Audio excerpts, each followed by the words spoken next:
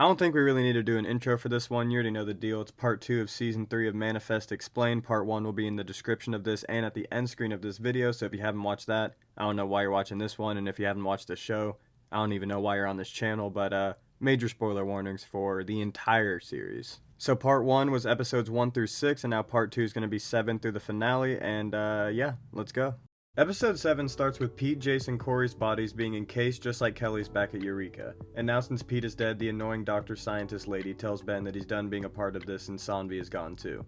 We all know they aren't leaving, but god, I just fucking hate this lady. Sorry, she just makes things extremely difficult for the rest of the characters this season. But Mick has a calling back at the precinct of a large dark storm cloud and it's looming over the city, so now it looks like we're moving on to the actual big plot point of the season, not just Jason, whatever the hell that was. But she follows the dark cloud and it leads her to Eureka, where Egan and some other A28ers are seeing it too. It seems as if the black smoke is pouring out of the facility, and as they're trying to figure out what this place is, Ben leaves and Egan susses him out to everyone, acting like Ben is up to something when we really know he's there trying to help. Back at the cabin, the Stones minus Ben but plus Angelina are moving all of Tariq's stuff out of there. Olive goes to talk to Angelina about Pete, but she's too heartbroken and says once she's done helping, she's gonna move out. And honestly, you know what? She's going through it right now. I won't shit talk her. Mick goes to confront Ben on why he was at Eureka and why he didn't get the calling either, but he explains to her that he needs to find a scientific way around it because he has little faith in the passengers saving themselves anymore. This is where the lifeboat theory really comes into play. Zeke died alone and came back alone, therefore he had his own lifeboat, but by following the callings he was redeemed and his lifeboat didn't sink. Now Jace and his crew died and came back to life together. Pete and Corey followed the callings, but Jace didn't, so he sank their lifeboat. And I think we all know what happened to them. But how in the hell are you going to get 180 people to all follow a voice in their head, because now it's not about individual survival. All the passengers are on the same lifeboat together. As Mick leaves, her hand starts to glow just like Ben's did after he touched the tail fin, and then we pan back over to Ben, and Egan and a couple other passengers pulled up on Ben with glowing hands and drugged him and kidnapped him on some gang shit or something. Ben wakes up in some basement and is questioned by Egan, and when he starts to reveal the truth, he doesn't believe him and goes off to try and stop Eureka himself. Let's see how far he gets. While he's gone, Ben sends an email through a fridge. I don't know, I guess it's like a smart fridge or something. But then Egan suddenly comes back, this time with 2 other guys, and they tie Ben down and ask him more questions. Egan said that the smoke was coming from the northeast wing in the building, and Ben says that that's the loading dock, but he doesn't know what's in there. And man, this Egan guy had so much potential with his fucking, photographic memory, but he has to be top 3 most annoying characters in this whole series. I mean, just look how punchable his face is. But he tells Ben that he's got a group of A28ers that are now following him, and he thinks that they can all take down Eureka. Yeah, sure. We pan over to Mick as her and Makami are trying to find where Egan might be because she just knows he kidnapped Ben. There seems to be no hope until she gets an email about a fridge. She doesn't know what it could be until she realizes it was sent to her very first email ever that only her and Ben know about. Now I'm just glad she can go get him now and she has a location, but you are not going to believe what the email username was. Stoner_loner. Now I could see her getting high in the past, but Michaela seems like the last person I would want to be high with, especially because she's a cop. But we'll cut back to this in a second. We briefly pan over to Sanvi back at Eureka, and she finds another very important piece to the overall puzzle of 828. And of course I will go more in depth in a separate video. But when they tested the tail fin, Ben's hands, the bodies, everything, they found traces of aluminum oxide, iron, and then some other element I can't remember, but they wrote this off because they're all common elements, but when you combine these elements, they create Sapphire, the gemstone. So she says they need to start testing all of these samples together instead of individually because they're all connected somehow by the gemstone Sapphire. Crazy stuff, I'm telling you, man.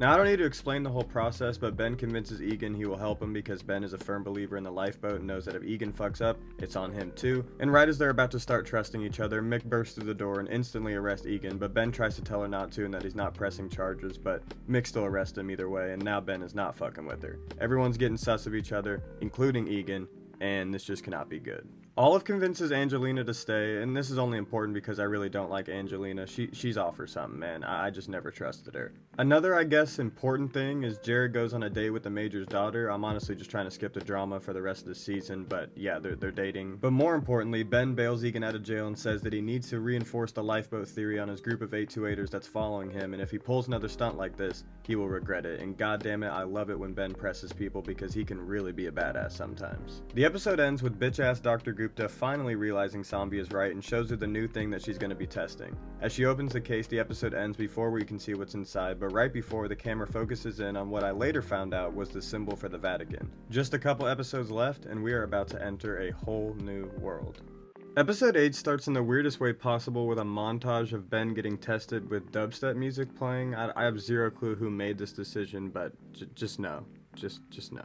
But the tests just further prove everything we already know, but after they tell Ben about the Sapphire, he has a calling where 15 of the passengers on board burst into flames. He's already rushing to go solve it, but before he leaves, Zombie reveals that the thing sent over from the Vatican was a fossilized piece of driftwood, and Gupta has a really good feeling about it. But now that they're finished testing on Ben, he's probably not going to be allowed back in there too much. Mick has a calling when a tarot card from Alzurus' deck with a picture of a volcano on it burns her hand. They put some pieces together and they figure out that the passenger in danger is this Rachel Hall girl. Her story doesn't really matter to the overall story, so I'll just summarize it real quick. She had an abusive husband, she left for Jamaica to flee, afterwards he manipulated her sister and repeated the cycle. She tries to kill him but Ben stops her, you know the deal.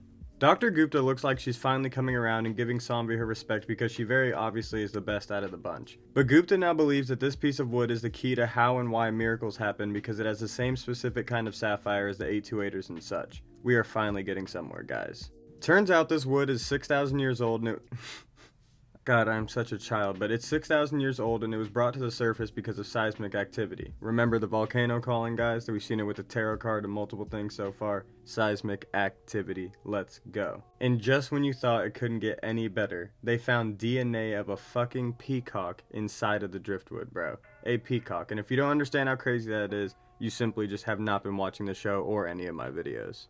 So it turns out that a dormant volcano unearthed a piece of wood and an earthquake brought up the tail fin from the ocean floor, but both of these events didn't show up on any readings, almost like it didn't happen. But people even said they felt the earthquake in question. As Sanvi is putting all of this together, she knows that the only dormant volcano in the region where the wood was found is Mount Ararat, I think that's how it's said. But Mount Ararat is historically known for one thing. It's believed to be the resting place of Noah's Ark. Yeah, the show just took it there. This piece of wood is most likely from Noah's Ark, hence why the Vatican has it, and man, I cannot wait to discuss all of this, but we just gotta keep trucking through. So Vance and Gupta tell Zanvi that she is now a top secret government operative and no one can find out about the Ark, not even Ben. And I totally get it, but Ben of all people could actually help in this situation. But the government wants to quote unquote deconstruct the miracle so they can create one, and this has been the underlying goal since the beginning with the Major. The episode ends with Angelina starting her new obsession over Olive as Cal catches her dressed up in her clothes and using her makeup as she creepily looks in the mirror and says, "You're a part of the family too," because that's what Grace told her earlier. And I told y'all, bro, Angelina is sus as hell. But we pan over to Cal as he's playing with the volcano snow globe that Tariq gave him earlier when it starts to erupt, and he gets the same calling of him, Mick, and Ben about to die from some loud bright light. Danger is still on its way. Episode 9 starts with another random little time jump, and Eureka has been testing the effects of dark lightning on the driftwood for about 33 days now, and the Vatican wants it back, and Gupta is about to give up. And over the past month, Olive and TJ must have been over now because the Levi guy is really trying to get in. Jared and the Major's daughter are now in a full-blown relationship, and Mick and Zeke are having them over for dinner, and I'm sorry, maybe it's just because I'm young, but you would never catch me in that situation, bro. That is awkward as hell for especially Jared and Zeke. But before dinner, Mick has a calling of the dark cloud again. She calls Ben, and right after, he has a calling that makes him think that there's water leaking all over his research, and then the ominous dark cloud seeps into the garage. And right as all of this is happening, Egan comes to the house and is drenched in water because he says he saw the cloud and it rained on him. And then Mick has another calling, and she looks up in the mirror and tears of blood are streaming down her face. To top it all off, back at Ben's wall, the only picture that's still wet is Sanvi's, so somehow the lion, the tears of blood, and the water is all connected to Sanvi, and they think she's in trouble. We cut over to Sanvi as she tests the wood as a last-ditch effort, and they finally get some activity on the charts, but as she takes off her mask, she is literally crying tears of blood, so she is clearly in trouble for real. She's taken into the medical ward as she keeps getting worse, and Mick pulls up saying she knows Sanvi is in trouble, so Vance let her in to see if she can somehow help. We pan back to Ben and Egan in the garage as a lion crying tears of blood jumps at them and then disappears. Ben calls in Olive to do some research, and after she kisses old boy Levi, they find a story from Far Eastern mythology that if a lion's statue cries tears of blood, it was a warning of a flood. And I don't know when or where this story came from, but one time some kids in this town painted the eyes red of a lion statue, and this old lady told everyone to follow her to safety, but they laughed at her, and then an actual flood came in and killed everybody in the town. Kinda like a reverse version of The Boy Who Cried Wolf. Ben and Mick interpret all of this as that there's a lie at Eureka that's killing Sanvi because she can't get the callings anymore, because remember in Alzurus' book, all of their past lead to tragedy. But they think that Sanvi needs to come clean of a lie in order to be saved. Mick finally convinces Sanvi to tell her the truth about Eureka, and after she does, nothing changes, so there must be something else she's hiding. Killing the Major. But back with Ben and Egan in the flooded garage, Alzurus' book starts glowing again, just like it did at the end of season 1. Angelina has now gotten even more obsessed, and Olive catches her taking pictures in her clothes with her new dyed hair the same exact color as Olive's. It doesn't seem that important now, but if you know the whole season, you know we're getting into dangerous territory. Ben does some more research, and apparently Noah's Ark was said to be lit by sapphire, and the origins of the word sapphire mean the glow of God, hence the glow from the book in Ben's hand. But in Alzurus' journal, he wrote about a very similar glow on his ship as well.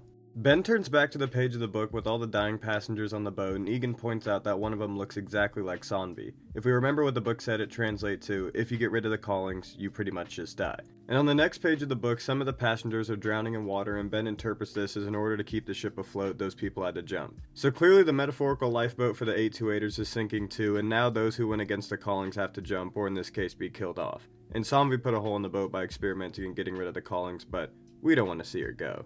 But she might have to. Sonvi continues to get worse, and Mick finally convinces her to stop hiding the real lie. Once Sonvi tells Mick that she killed the Major, her tears of blood fade away and she survives.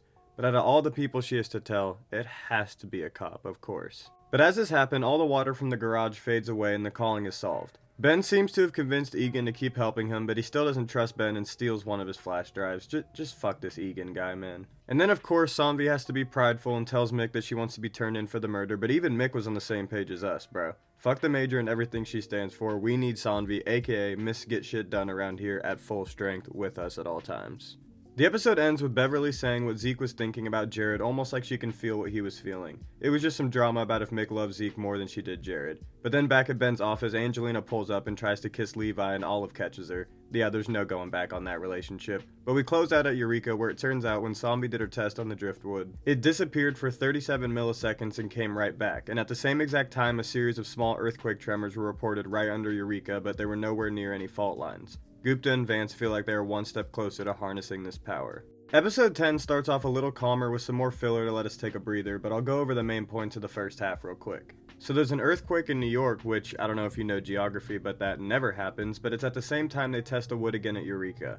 But before, the epicenter was underneath Eureka, but this time it's in the middle of Zeke's cave, the lake Griffin came out of, and the lake the meth heads died at. And it was so strong that it opened up a crack in the ground that has visible magma exposed right underneath. There's really about to be a volcano in New York, man. This show is just crazy. Ben is off on another calling with this girl with extreme anxiety that leads him back to the auto shop of the exer from season 1 who made that blog page, and remember, he has a restraining order against this guy because he attacked him once already. And Grace is now skeptical of Angelina too as she continues to grow obsessed over baby Eden. But now, for the excitement. They test the wood again and the entire machine blows up and the wood is incinerated into ash. Yeah, sorry about that, Vatican, you're not getting that one back. Ben and the girl end up in a fight between the auto shop exer guy, which leads to them having him tied up. After we spend 15 minutes figuring out the calling, Ben knocks this guy to the ground, and it for real looks like he's dead for a sec, but he comes to. Mick and Jared pull up, and long story short, this is the first time one of the main characters faces actual realistic consequences, so Ben's ass is in jail for the time being. Angelina finally goes overboard, and in some weird test she damn near sets the house on fire with Eden in the room, and Grace is done with her, so let's just hope we don't see Angelina ever again. It turns out the machine exploding was actually a diversion for Sonvi and her partner Troy to steal the piece of wood because they think Mount Ararat, I think that's how you say it, wants it returned to it. So the episode ends with Sonvi throwing it into the magma from the crack in the ground, and it seals up right after. Next episode starts with Ben getting ready for court when him, Mick, and Cal have a shared calling of them on fire. And then we found out Cal's stupid ass is keeping Angelina up in his room because he believes they're connected and she's meant to be there. God, I hate her and some of the decisions these characters make sometimes. Mick is still waiting to take Sonvi in for her quote-unquote redemption, but Sonvi needs more time as they keep getting closer to some answers because now that the volcano has stopped, the tailfin has been returned back to Eureka. The judge at Ben's trial has a thing against 828ers and he pleads not guilty, and now he has a $500,000 bail, and now that I think about it, how the hell do the Stones afford that house? In New York of all places. Like, Ben never works, I never see what Grace does all day, and I know for damn sure they don't have $500,000. So now the entire US government is targeting 828ers and arresting them worldwide, so no wonder Ben was treated so unfairly. But this means Mick is on the chopping block too. They're going to review all of her case files and see if she's going to be fired or not, but luckily Jared is the one filtering all of these files. Vance pulls up to talk to Ben to inform him of this new government sweep of all 828ers, and as he leaves, Egan is coming in after being arrested and sees Ben with Vance and is now set on taking down Ben and getting all of his followers on the same page. And Vance couldn't even get Ben out of jail because the NSA is working against 828 now too, so it wasn't even worth him coming in the first place. And Grace somehow puts together $500,000. I don't know, sometimes this show's crazy, man. Like, it's more believable that they have a voice in their head telling them the future and shit then Grace could come up with $500,000, especially in their situation. But either way, Ben is out of jail. The show had to make it happen some way. Back at the house, Cal is now forming burns on his body, and Angelina is just getting crazier by the minute and convinces Cal that he has been touched by God and him and her are really connected. Cal is so stupid, man, but I get it. I mean, he's literally a child. Salvi makes it back to Eureka, and Vance sees right through her and knows she faked the explosion and took the piece of the Ark. I don't know how he knew, but he just knew. But she begs him to stop the testing on the returned tailfin because she thinks it'll cause much more than just an earthquake. He doesn't care though because he's an intelligence officer first and has to fire her for this, but he could really do so much worse. Ben gets home and is now on house arrest, but he can't even spend 2 minutes locked inside without him and Cal saying they have to go solve the fire calling. Right after this, they get the same calling again of them on fire, and Cal is getting more burns, and Angelina just keeps feeding into this religious craziness to Cal. Samvi tells Mick that she's ready to turn herself in, but right before she's about to, Mick finds out from the captain that a passenger in Singapore was executed for being an 828er. After this, she tells Mick that she has to be on desk duty for now. Mick finally has a change of heart and turns her badge in, so she's all in on 828 now, and Samvi didn't have to go to jail. Win-win. Cal and Angelina sneak out to go solve the calling, but she says that they need to part ways for some religious reason, and now Cal is wandering the streets of New York at night all alone. I hate this girl, bro. We have a nice little reunion with Sanvi, Mick, and Ben when Ben, Mick, Angelina, and Cal get another calling of them on fire, and it turns out Egan has been getting the same feeling too. While he feels like he's burning alive in jail, he looks up and Adrian is there and got the same calling. I can't even remember the last time we saw Adrian, but goddamn bro, they got all the craziest characters together to fuck everything up for everybody. The gang concludes that they need to destroy the tailfin because Eureka is testing on it again, which could cause much worse than an earthquake. We pan over to Eureka and Cal pulls up asking to see the tailfin. Alright, I'm a little more impressed with Cal than I have been before. Now we're going to get into the two-part final episode, which is easily the craziest hour-and-a-half Manifest has ever produced. I don't even know how to start this, but let's just get into it. We start back with the night of Flight 828, but we soon realize it's a calling Mick is having. She yells at Ben and Cal, but no one on the plane can hear her or is responding until Bethany frantically runs by and acknowledges her. Blood starts raining from the ceiling until Mick is awoken by Zeke saying he's never seen her have that strong of a calling before. Vance calls Ben to tell him Cal's at Eureka begging to stop the tailfin testing, and he freaks out and tries to break off his ankle monitor to go get him. Olive does some quick internet research and figures out a way to put the ankle monitor on her so it looks like Ben is home. I'm not sure if the way she did it works, but please just do not try that at home. I can't imagine that actually working out. Ben and Grace show up to Eureka, and now Cal's burns have gotten way worse, and Gupta wants them to treat Cal, but Grace says unless Samvi can come and help, they're leaving. So they didn't really need a plan to get in after all. Good shit, Cal. But they find the same kind of sapphire on Cal's burns as the tailfin and everything else, so Vance agrees to stop the testing of the tailfin until they can figure out what's causing Cal's burns. Mick and Zeke go to see Bethany, and she indeed had the same calling Mick had, so they convince her to help. She says in her calling she heard someone in the back screaming for help, but before she could get back there, Egan opened the emergency door of the plane, meaning he could potentially be the reason for this calling. Mick goes to talk to him, and he admits to having the calling too. In his version, he felt extreme danger and thought they needed to get out. When he opened the door, he saw a black bird, possibly a crow or a raven, and they conclude that this calling was a crime scene and whoever was out of their seats were involved. Because Bethany doesn't count, there were 3 empty seats, Egan, Mick's, and someone else's. That's the person most likely responsible. Back at Eureka, Ben is convinced that they need to destroy the tailfin, so they put together a plan for Troy to set up the testing machine to blow up the tailfin. Right as Ben is about to point it, he gets a calling of him underwater with the tailfin as Cal drowns and starts to sink to the bottom. God damn it, how many times do I have to say the word tailfin? When he comes to, his hand is glowing and he gets caught, so he has to run. Cal's burns start glowing, and Ben remembers Cal's calling of the tailfin at the bottom of the ocean and concludes that they need to return it there and not destroy it. Obviously, Vance and Gupta are pissed, but at least Ben isn't arrested. Ben convinces Vance to help return the tailfin, but they have to do it his way, which is probably the best way to do it. Back at the jail, Egan convinces Adrian and his other 828 passengers to take down Ben, and Adrian has gone even further with his theory that the apocalypse is coming and the callings are from the devil. God, I did not miss that. Olive finds out through some research on Noah's Ark that in another version of the story, Noah asked God to bring upon the flood, and Mick refers to him as what Adrian has been saying the whole time about the passengers, agents of the apocalypse. And right on cue, they find out that Adrian was the third person from the calling, but I'm sure that isn't too much of a surprise. Someone higher up in the government than Vance ordered that the testing on the tailfin needs to continue, which makes Vance's plan damn near impossible, especially now that he's losing authority. Oh yeah, Jared is still dating the Major's daughter, and she gets the Major's security box mailed to her and opens it with Jared. And of course, there's some SD cards that have Samvi's name on it, and now Jared is determined to find out if she had something to do with the Major's death. Great.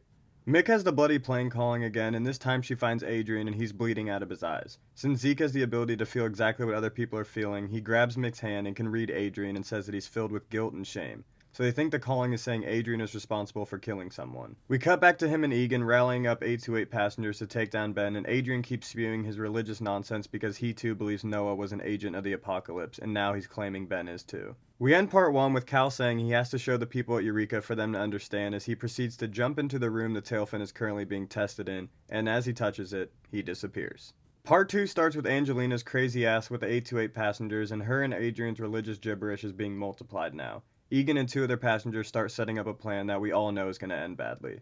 Back at Eureka, Vance is still overruled and the government wants to keep testing even after Cal disappeared. Gupta's bitch ass keeps saying science is the only way, and if this was real life I would understand, but this is manifest, and I hate her. Vance reassures Ben that he is committed to saving Cal, and he has some people from the Coast Guard on board to come pick up the tailfin once they get it out of there. They just need to know where to put it.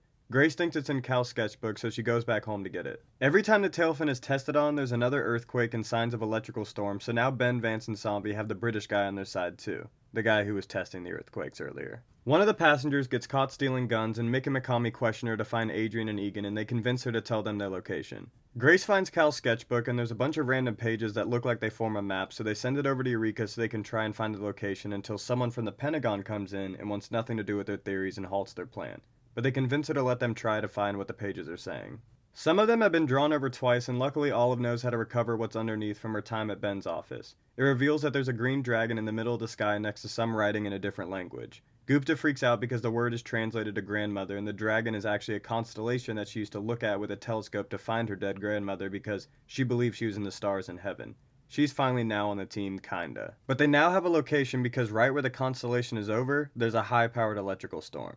They get straight to work. So Egan's plan started off with going to Vance's house to either kill him, get answers, or both, but he's gone and his son is at home sick. So after they try to hold up a hostage situation, Mick, McCamey, and Jared pull up to the scene and save the day, but Jared sees a photo of Vance with the same guy who took Jared in the car and told him to stand down about the Major's death. So now he knows that Vance was involved somehow. But while this is happening, Vance is informed and has to go home to save his son, so he puts Ben and Zombie in charge of releasing the tailfin into the ocean. Adrian runs off and has a change of heart when he gets to calling again and knows his words are the reason someone is going to get killed. Angelina goes with him because she has nowhere to go, and he tells her God will protect her and an angel has been sent her way. She interprets this as baby Eden is the angel that will save her, and you know where this is going. Back on the ship, they get closer to the electrical storm where they are about to drop the tailfin, but then the Pentagon calls in and the captain starts to turn around. Zombie runs out to push the tailfin in herself, but almost drowns until Ben saves her.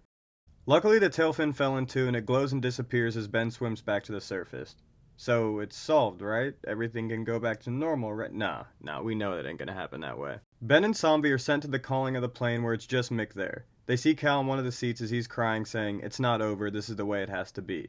Mick then follows a blood trail that leads right to Angelina's plane seat with her religious book covered in bloody handprints. We then pan over to Angelina as she sneaks back into the Stone's house because Cal told her where the hidden key was a while back, and man, I don't even know how to say it. This crazy bitch Angelina kills Grace, bro. I have never wanted to punch a fictional character more in the face. Bro, it's Grace Stone. Always been likable. Well, most of the time she's likable, but to make it worse, she steals baby Eden. God, I hate this Angelina girl, bro. I hate her. Real quick, let's just get a moment of silence for Grace, bro. God damn. But as Grace is taking her last breath, we get the craziest part of the show by far. Cal returns as his actual age and tells Grace right before she dies that he knows what they need to do now. Man, when I first watched this, my eyes were misty, let me tell you. And if that wasn't a crazy enough way to end the show for now, we end the episode with Gupta going back to Eureka to close up when the original 828 pilot that disappeared returns to the 828 plane that they have in the facility, and within seconds, him and the entire plane disappear. Thanks for the cliffhanger, guys. Wow, so that was Season 3, the current final season of Manifest until 4 comes out on Netflix, but we'll talk about that in another video. Real quick, can we get another moment of silence for Grace?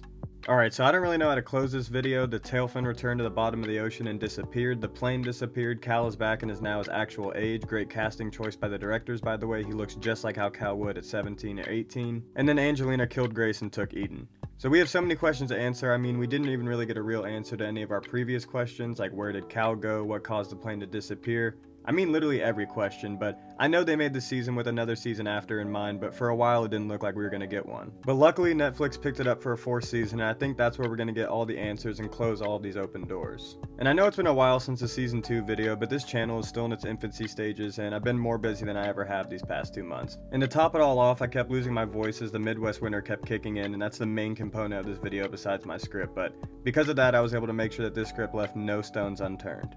Get it? No stones. You get the joke. But now that I can finally get the recap part of the show done, well, for now I guess until season 4, I can now work on the 2 videos I've been wanting to work on this whole time. Season 4 theories, and then a video going in depth on specifically the clues and information we got to try and understand what happened to Flight 828. I don't know how to explain it besides it's going to be called What Really Happened to Flight 828. But we will be talking peacocks, Alzurus, Noah's Ark, ancient texts and mythologies, the science aspect of the show, pretty much anything that leads us to the real answer. I'll also be looking into other theories as well and bouncing off those, and it starts with you guys, so I'll end this video by saying, thanks for watching and supporting, make sure to subscribe and turn on that notification button for these future videos, and please, leave your theories and opinions in the comments below so we can all try to figure out what the fuck is going on in Manifest. See y'all soon.